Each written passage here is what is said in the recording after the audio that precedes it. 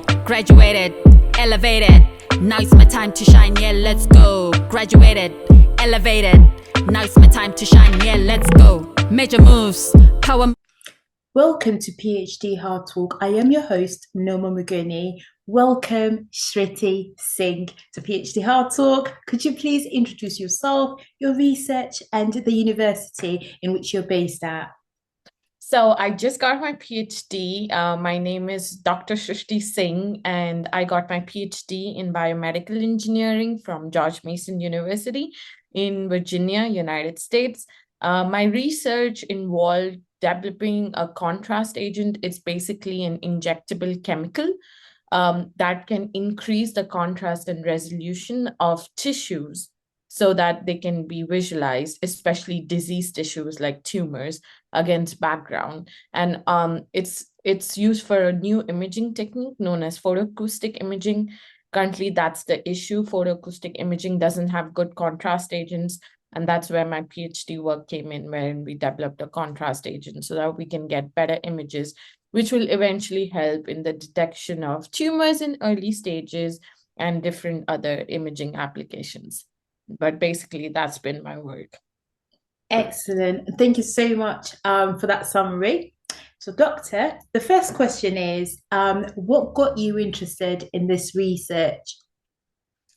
So, to summarize it up, I was actually a teenager and my mom was sick. So I was in and out of the hospital a lot trying to take care of her. And it's during that time, I developed this relationship with my mom's doctors, and I really wanted to be a doctor, then a physician or a surgeon, right? And then they told me, there's also we are nothing without the technologies that we use, because I was telling them, I always had this passion for making something that can change people's lives. And I thought the only way to do that was to be a doctor, to have a direct impact, a physician or a surgeon. But they told me, how about this? We need technologies. And if you ever are interested in that front. So that's how I actually got into it. They introduced me to it and I was like, oh, okay. So I kind of came to know my views changed, that it's just not a physician that helps, around within the hospital. It's a lot of people. And one of them is, the fact that you can do research that can help in changing people's lives. So when I first got into my PhD, I told my professor this upfront: give me a project that has the potential to be used in clinics. Don't give me something that's, going to be a thesis which no one will ever use. Try to give me something that, is a product and can be eventually made it to the clinics. And I think that's how I've always had that dream, to help people, to make something that can help them. And I think I just kept following my passion for that. And I turned out to be very lucky. That my professor did have a project, a PhD thesis that required my set of skills. And we started developing this project together. And that's how I came into it. I love that. So you've just stated that, you communicated effectively in regards Yes. to your passion. Yeah. And you waited for a response that was married to your passion. So you didn't just get anything just for the sake of it. Yeah. And also it's related to what you went through as a child. Usually it's quite difficult, as we want a scholarship, so we take anything that comes our way. So no, high five. I love that. So in terms of the community, then you've mentioned, the technology, you've mentioned the advice that you got from the physicians. How does it benefit the community currently since you finished? What is that result that you got that you can actually say, do you know what, that is the main benefit for this community in particular, and which community is it? So it's going to be mostly in the world of diagnostics, if you, it's going to be better biopsies, and our basic role for it is we want to replace MRI and CT, which is pretty expensive for biopsies, with something as simple as photoacoustic imaging, which is basically ultrasound along with a laser. So you can imagine like it's a pretty simple setup if you have an ultrasound setup, which most clinics have nowadays, most clinics and hospitals, along with the laser. So our what we want to do eventually, and that's what I'm working towards right now, is to make sure that this project was feasible. We developed the contrast agent, we engineered it in such a way so that it can be used in clinics. That means you had to make it stable, and it can be used, has a good shelf stability, and it can be transported, all of those things, and it can be like made at a industrial scale. So we figured out all of these during my PhD, right, to make it an industrial product. And then our biggest crux came, which is how it performed in mice, because we needed to image. And this is something which most PhDs are not able to do, because from design and development all the way up to like preclinical testing in mice, it takes a lot of time. But I was able to do it because we had like a clear set plan from the beginning. And after testing in mice, and we got amazing results. So now we're actually, I just got the news. I won money from the Virginia government to fund my own postdoc salary for a year. And during this year, what I'm going to do is I'm going to do more preclinical or animal testing of the contrast agent. And we are going to take all of those results and go to the FDA and be like, hey, we have all of these results and it's a pretty good contrast, based on those results, whatever we get. And what do you think we should do next? And we're going to create a company out of it. So in this 1 year, that's actually going to be my role. It's not a conventional postdoc. It's not just research. I'm going to be working on the business model, the business development, and setting up the company, along with like talking to the FDA what and all is required, so that we can get, we can go into clinical trials maybe in another 2 years. I'm in love with everything that you've stated there. I want to say congratulations first. Thank you. And then ask a quick question in regards to the mice. Were they female or male, or were they both sexes? No, these were Right. mostly female mice. And let me tell you, my experiments don't kill the mice. All we did was image them and then let them go. I know there's a huge thing about that on ethical reasons. Yeah. And they were, so all of my tests are done on female mice, mostly. And why female mice, if you don't mind me asking? I think they're just bred that way. It depends upon the study that you're trying to do. For me, they were immunocompromised mice because we had to introduce a tumor in them. And usually, it's based on the breeding and the amount of mice you can ask the institutional review board, the IUCAC and the IRB. And it depends. Like you can end up with female, you can end up with male, but there's no specific reason for it. Okay, and in terms of the money that you've mentioned that you've won, could you take us through that? Because I have a feeling that there's someone out there who's doing something different from what you're doing, but they too would love to win some money and have a startup and be, in this glorious moment that you're in. So what is the process and how did that come about in regards to you getting here? So this happened, the conversation started happening maybe like in my 4th year of PhD, that is a year and a half before, wherein we were thinking, okay, we have this and we are able to manufacture it, in larger quantities. And we tested it in the lab and it's working well. It's giving us good images. Where do we go next, right? And that time the mice modeling and the testing was going on. And I suggested to my professor, also he's very, very supportive. So I think I'm lucky in that terms.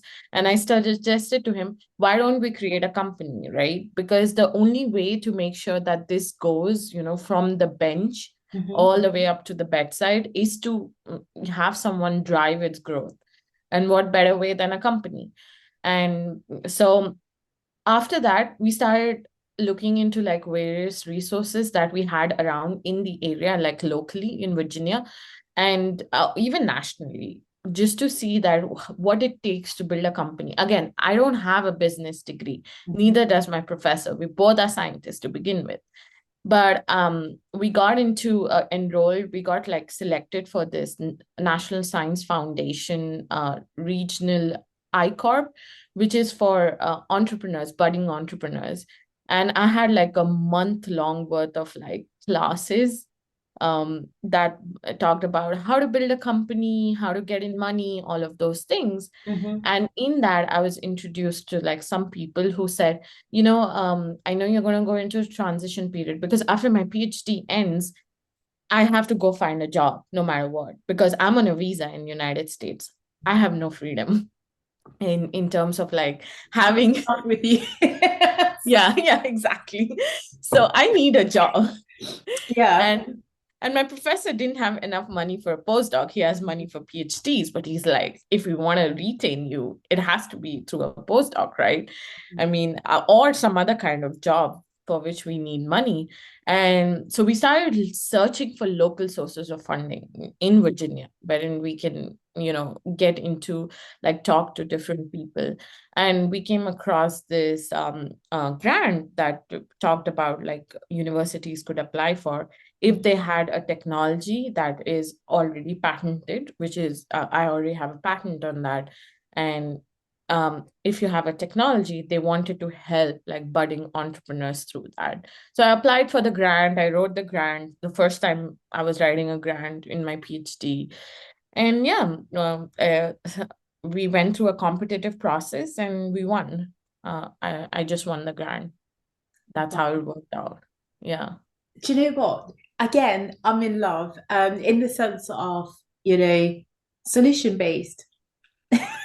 Yeah. That is. It's just, which is research. I love it.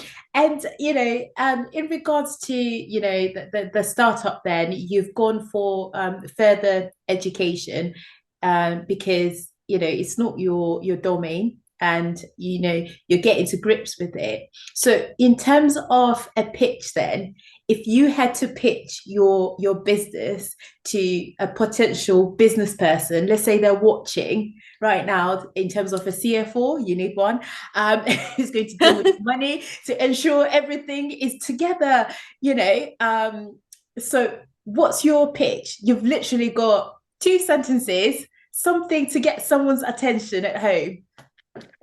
Okay, I mean, I have just started pitching, so maybe this is still a little bit rusty, but I have one of these pitches that I came up with. Okay, so it's basically do you want to see the next generation of imaging? Okay, Yes, then we can help you because we have a contrast agent that can visualize tumors in every state, in every tissue, no matter what. So welcome to the next generation of imaging. I love it. And in terms of cost? In terms of cost, though, we are still figuring it out because the United States, this would have been much easier in my home country, India, but the United States regulations are different and you have insurance coming in that actually fluctuates the cost. We are trying to keep the cost minimum from our end in terms of manufacturing. So you can think of it as like a $10 per vial, but once the insurance hits, we have no control over it. And that's where our biggest crux is. I personally genuinely want the cost to be driven down because eventually I want this to end up in my country and in other places that really require it, because not everybody can get an MRI or CT with contrast in my country. It's expensive. It's expensive here too. And yeah, so in that way, we are really driving down the cost, but insurance comes in between for us. Okay, I understand you're in the US currently. Let's think about the global south then. Let's say you were back in India, or maybe in Sri Lanka or Angola or Mozambique, or that's where my geography stops. But if you're in the global south, for example, we know with technologies like, for example, Kenya at the moment, it's known to be the country with the push when it comes to young people and them getting into technology. It's got the youngest generation in terms of under 30s who are pushing for technology, etc. So if you were there and you had this funding and they said, yes, you can go to these countries, what would be the first thing that you would start on and why? If I was in Kenya, I Yeah. would definitely start on the cost and Mhm. see what the people truly need. So I would go out there, talk to physicians and surgeons, because the medical system in countries like Kenya or India, or, all of these countries is completely different than over here.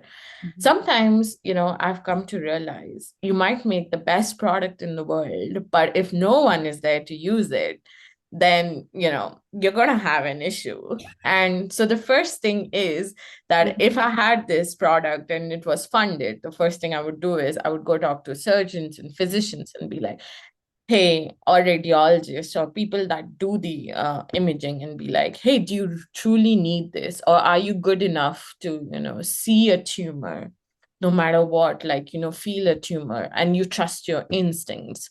Or, you have a different type of imaging or a different type of contrast. And that's actually the first thing I would do. And I would ask them what it is that they require, because mm, our technologies can be a solution, but that is something we approach from our end. Mhm. In real world, and with people, with patients, with people that use them, your customers, you never really know if it's the truth or not. So then I would gather all of this data and then maybe tweak my product with respect to whatever it is that they require and whatever it is that they feel comfortable with. I like that. Very logical. But then I have a question. Why not launch the product and base it in India? Because we know that the cost might be lower compared to the US, even though the funding is from the US, and then trial it there to then move it across and tweak it based on the market in the US. Why not go down that route? It's actually a logistical and a lawyer thing. The patent is owned partly by my university, George Mason.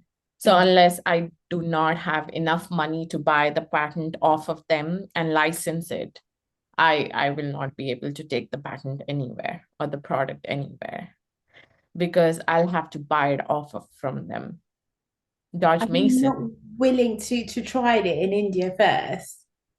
The only Or was issue. that not a discussion, or we can't discuss it?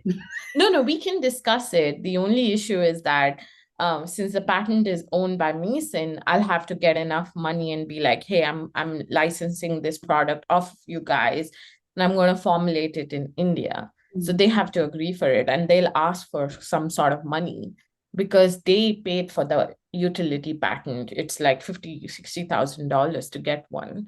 And they put a lot of money and effort into getting the patent and getting the technology associated with them.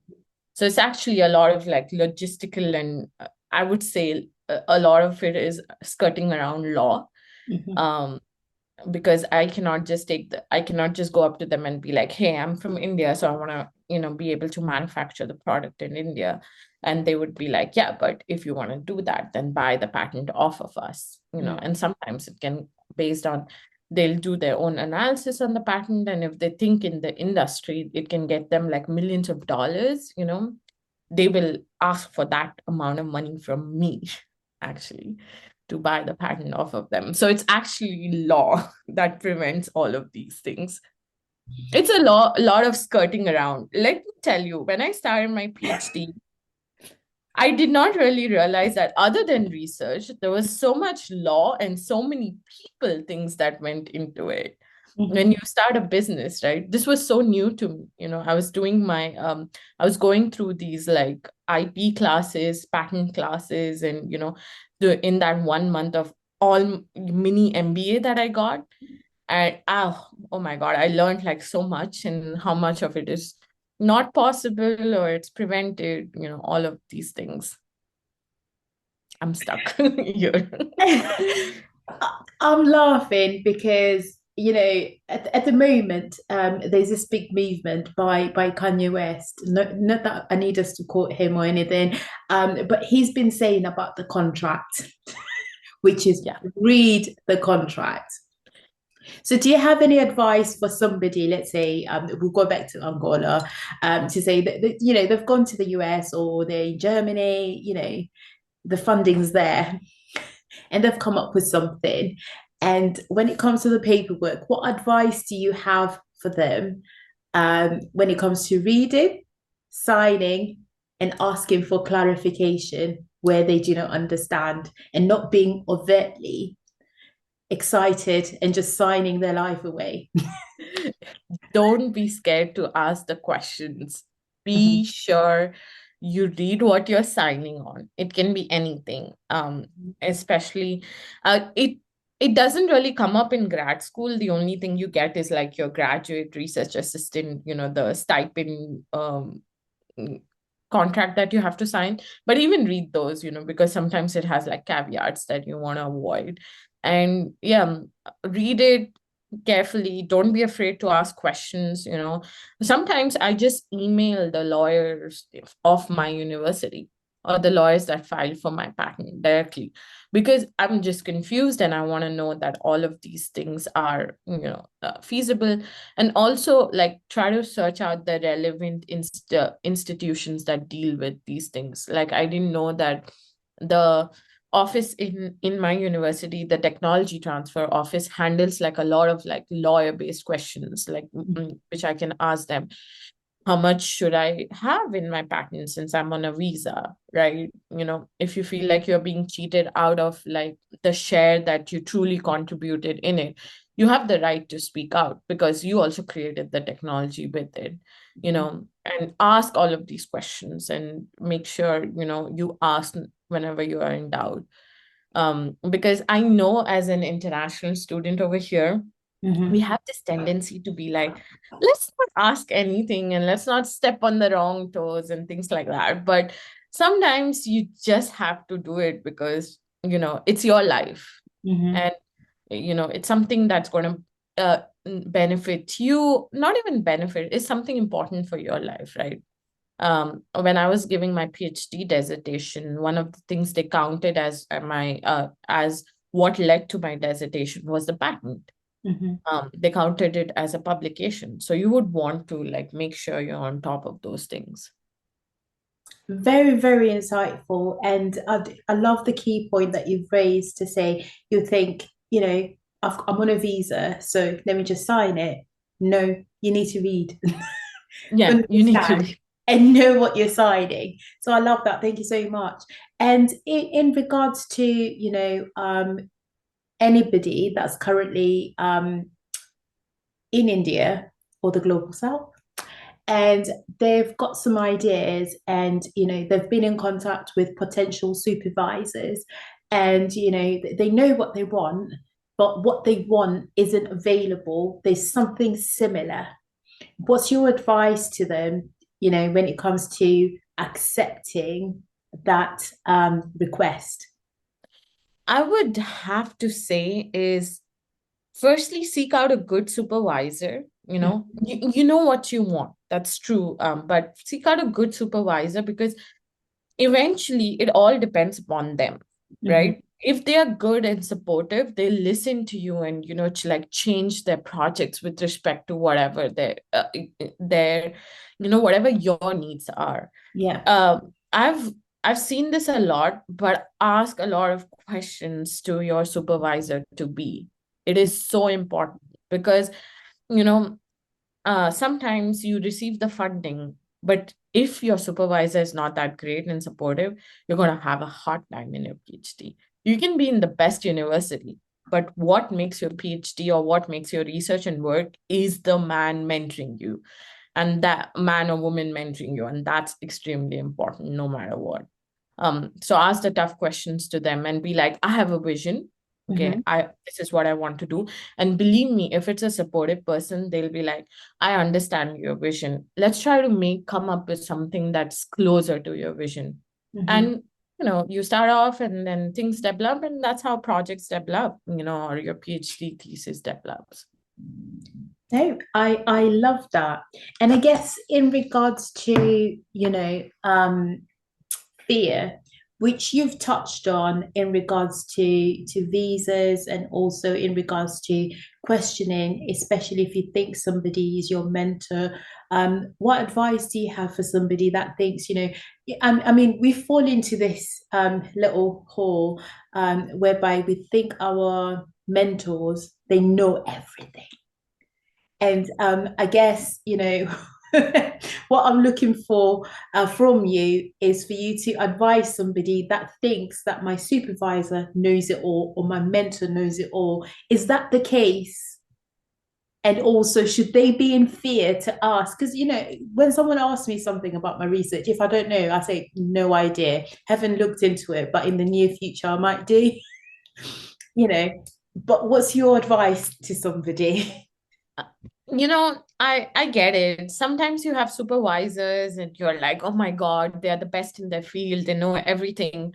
Mm-hmm. But you've got to remember that you're a student eventually, right? Mm-hmm. So if a student doesn't ask questions, then who's going to? You're not going to learn if you don't ask questions. And it is their job to mentor you as a student. You cannot know everything. So you got to go up to them and be like, hey, I understand you're good at everything, but I still have this question for you, no matter what, right?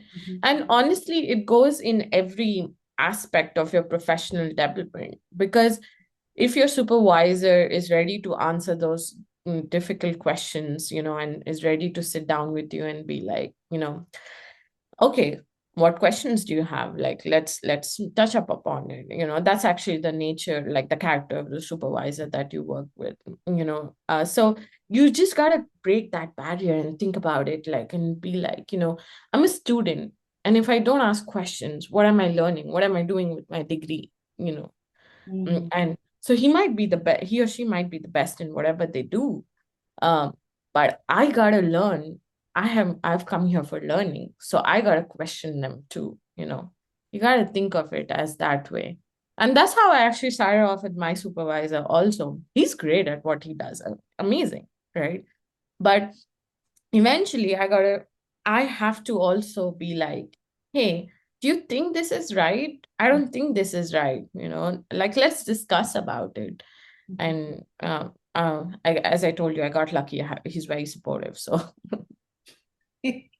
No, I love that. I guess I've got a few more questions in regards to equality and diversity. You know, as we've seen on the news, and there's so much research there when it comes to payments between males and females, and also the career ladder. I mean, now you're an entrepreneur, you're a doctor, you're an entrepreneur. I'm sure there's a lot more titles as well that are coming, in the near future. So, what's your advice for somebody who's sat at home thinking, I'm a woman, I'm in research, there's so many challenges, I can't see, the future, the tunnel is actually bleak. What advice do you have for them? the first advice is, don't be afraid to take up space. So many women are afraid to walk into a room, and some women even apologize, especially in research, right? Because I've had this happen to me too, wherein people have attributed my decisions to emotions. And I had to go there and correct them and be like, this is my decision and it has nothing to do with emotions. Would you ask the same question to a man? Right? And I've been through the stages of being a woman in science, and going up there, and I kind of had to assert my dominance and be like, you have to listen to me because I'm doing good research. You don't really have to listen to me because I'm a woman, like, don't restrict yourself from listening to me. And science is and engineering is a very male dominated field. So don't be afraid to like take up that space, and be like, okay, whatever I'm saying comes from a very logical point of view, and it has nothing to do with my gender. Mhm. And you cannot treat me differently because of my gender, because what I identify as, And one thing that I really, really have noticed, and I have started to correct myself is don't apologize for just existing. Or, like, have you seen women write emails? Sometimes they're apologizing. They have a lot of apologies in their emails, like if someone says, "Can you get this to me by the end of the day?" The first thing we do is, "I'm sorry." But men don't do that. Men are like, "I will get this to you by the end of the day. And this is the deadline that I'm setting." So, yeah, be fearless, be dominant, and yeah, don't be afraid to take up space, because as a woman myself, I have been one of those people who's like, how am I going to do this? How am I going to speak against people, or, like, put my points across? No, you are who you are. You have great ideas. You are, an amazing human being. And all you got to do is go up there and show it to the world. It doesn't matter what your gender is. I love your response. It's very detailed, and hopefully it will help somebody that's been apologizing, and also somebody who doesn't have a voice, like you said, dominance. Again, that's dependent on the individual. You have to teach yourself the skills, in terms of how to communicate and how to sit in a boardroom and how to have a voice in a boardroom, essentially. So thank you so much for sharing in terms of that. Let, So, sorry? let me tell you, I just want to add, it hasn't been easy for me too. It's taken years of training. So start somewhere and you'll eventually get to that point. I would like to tell everybody that. I love it. No, I agree with you. Even in terms of being a PhD student, going to conferences, it does teach you to have a voice, because you have to articulate yourself. And when someone's asking you certain questions and they're just probing for fun, you have to have confidence to Yes, come back exactly. with a response and say, next question, please. And it is a skill. You have to learn that skill, essentially. I agree with you. The next question is, do you think, in your opinion, having a PhD or a master's or MBA, it breaks the poverty cycle? Or do you think actually, no, it doesn't? No, it does break the poverty cycle. As someone who's like the first PhD holder in my entire generation, like in my entire clan, I can tell you that, like, it does break the education is important. In whatever form, like whatever you are interested in, yeah, education is extremely important, because for people like us, who come from like countries, as they call it, third world countries right now, um to be able to move ahead in life, it yeah, definitely get educated. And whatever you're doing and whatever you're passionate in, do take it seriously. Of course, if you're going to be passionate in something, you are going to take it seriously. Yeah. But do get educated. You do need it. Everybody needs it.